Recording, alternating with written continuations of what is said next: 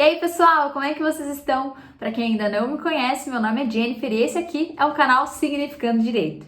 Se você nos segue lá no Instagram, @Significando Direito e assistiu o IGTV de sábado, você já sabe que o nosso tema dessa semana é o direito eleitoral. Se você quer conhecer 25 curiosidades sobre voto e eleições no Brasil, fica comigo nesse vídeo, já deixa seu like aqui embaixo, se inscreve aqui no canal e vamos nessa! De 2 em 2 anos, nós saímos de nossas casas com o objetivo de votar em candidatos municipais, estaduais ou federais. A democracia plena, hoje ela é um direito do cidadão brasileiro, mas nem sempre foi assim. Para saber como se deu essa evolução do voto aqui no Brasil, hoje eu trouxe 25 curiosidades sobre eleições e voto no nosso país. Então, vamos começar! Curiosidade número 1. A primeira votação na Terra, que ficaria mais tarde conhecida como Brasil, teve dia, mês e ano. 23 de janeiro de 1532. Essa foi a data em que os moradores da primeira colônia portuguesa formada, São Vicente, que ficava em São Paulo, foram às urnas para escolher quem seriam os conselheiros municipais. Curiosidade número 2. Essa votação foi indireta e durante muito tempo as votações foram restritas apenas aos municípios. Nessa primeira votação, o povo elegeu 6 representantes e foram esses representantes que escolheram quem seriam os membros do Conselho Municipal. Além disso, era proibida a presença de membros do reino nos locais de votação, a fim de que os eleitores não se sentissem intimidados. Curiosidade número 3. Apenas em 1821 é que as eleições deixaram de ter um âmbito municipal. Na falta de uma lei eleitoral naquela época, foram observados alguns requisitos lá da Constituição Espanhola para eleger 72 representantes junto à Corte Portuguesa. Curiosidade número 4. Com a independência do Brasil em 1822 é que foi criada a primeira legislação eleitoral, por ordem de Dom Pedro I. Essa lei seria usada na Assembleia Geral Constituinte de 1824. E o mais importante, nessa época, os partidos políticos não existiam e o voto não era secreto. Curiosidade número 5. O voto nessa época era chamado de voto censitário. Isso porque ele estava restrito a uma pequena parcela da população que possuía uma renda mais alta. Para votar ou se candidatar, o eleitor ou candidato deveria ter uma grande quantidade de dinheiro ou sacos de mandioca, que era uma das medidas de riqueza naquela época. Curiosidade número 6. As fraudes nas eleições eram muito frequentes naquela época. Isso porque existia uma coisa chamada voto por procuração, onde uma pessoa transferia o seu direito de voto para outra pessoa. Não era raro de acontecer a contabilização de votos de pessoas que já tinham morrido, de crianças ou até de moradores de outros municípios. Mas em 1842, esse tipo de voto foi proibido. Curiosidade número 7. Até então, os eleitores eram apenas reconhecidos por testemunhas, não necessitando apresentar nenhum tipo de documento. O título de eleitor foi instituído apenas em 1881 pela chamada Lei Saraiva.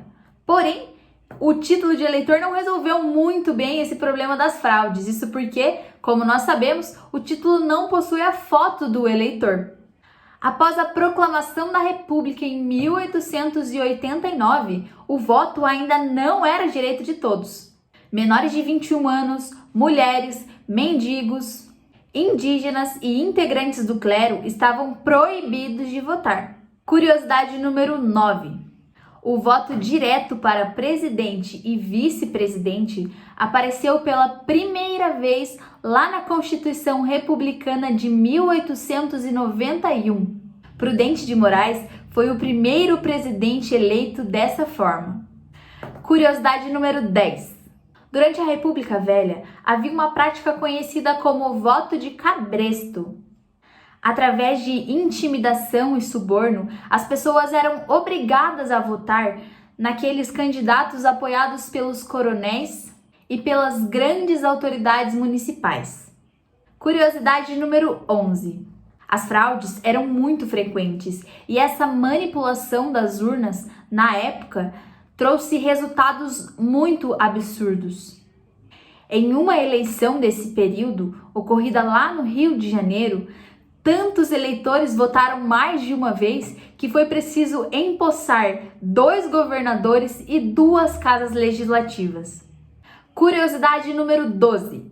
Uma outra prática ilegal que foi reconhecida naquela época eram as chamadas eleições a bico de pena. Um dia antes da eleição, o presidente da mesa preenchia uma ata com o nome das pessoas que tinham comparecido, fraudando as assinaturas. Curiosidade número 13. Com o fim da República Velha e o início da Era Vargas, lá em 1930, muitas coisas mudaram com relação ao voto e às eleições no Brasil. Em 1932, foi instituída uma nova legislação eleitoral que concedia às mulheres o direito ao voto. No entanto, as mulheres só passaram a exercer plenamente esse direito lá no ano de 1945. Curiosidade número 14. Na década de 1930, o voto passou a ser secreto, com a criação do TSE e do TRE, que são o Tribunal Superior Eleitoral e os Tribunais Regionais Eleitorais. Porém, com a instalação da ditadura do Estado Novo em 1937, as pessoas ficaram 8 anos sem ir às urnas. Curiosidade número 15. Depois da Segunda Guerra Mundial, com a vitória dos aliados, a pressão começou a ser muito grande pela volta da democracia. Isso levou o presidente Vargas, na época, a permitir a reorganização partidária e convocar eleições.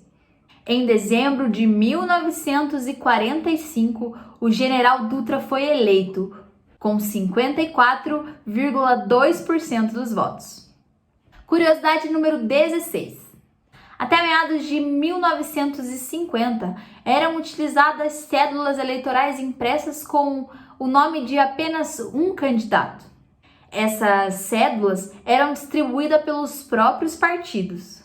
A partir de 1955 é que a Justiça Eleitoral começou a produzir essas cédulas e, para evitar que continuassem ocorrendo fraudes, foi exigida a utilização de uma foto no título de eleitor. Curiosidade número 17. O golpe de 1964 impediu a manifestação mais legítima de cidadania. As pessoas não podiam mais ir às urnas para votar para presidente e para os cargos majoritários, como governadores.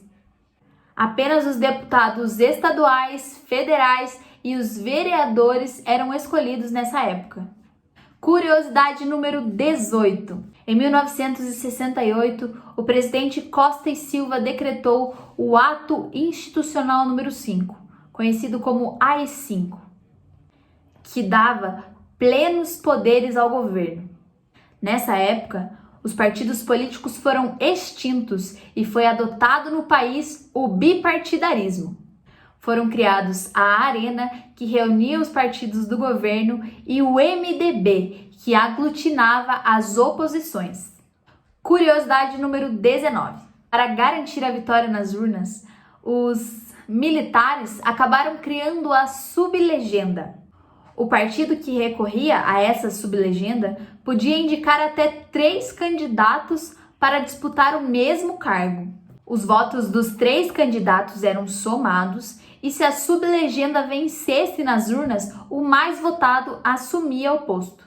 Curiosidade número 20. Em 1974, os militares começaram a perceber um crescimento do MDB nas urnas. Na tentativa de calar a oposição, o governo baixou em 1976 um decreto conhecido como Lei Falcão.